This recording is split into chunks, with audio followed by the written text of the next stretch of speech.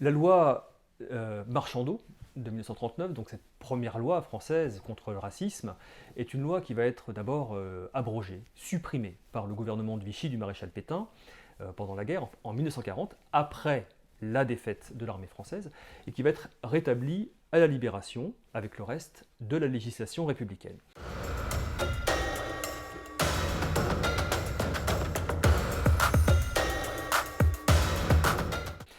Dans l'après-guerre, cette loi est très peu appliquée.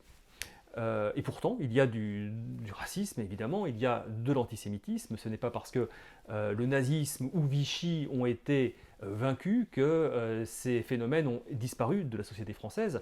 Donc il y a des journaux antisémites, il y a des actes racistes.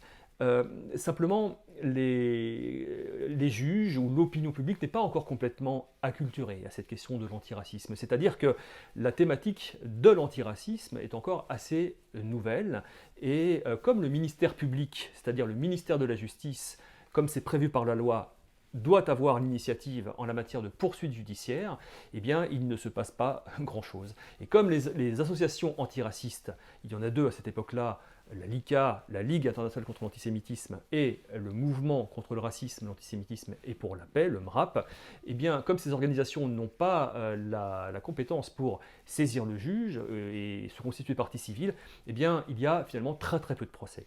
Et lorsqu'il y a un procès, eh bien, il faut encore prouver qu'il y a eu une intention d'exciter à la haine raciale, et cette preuve est toujours extrêmement difficile à apporter, si bien que, en général, les accusés sont relaxés.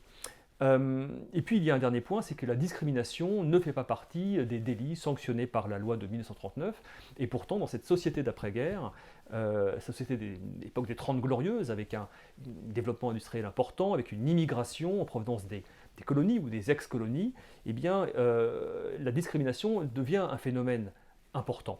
Des restaurateurs refusent de servir des clients noirs, des hôteliers refusent de les accueillir, on refuse de louer par exemple des chambres à des étudiants d'outre-mer, et il n'y a pas de loi pour pouvoir sanctionner ce type d'actes. Donc il faudra attendre la loi de 1972 pour faire entrer la discrimination dans la loi, et puis d'une manière générale pour mieux sanctionner le racisme et l'antisémitisme.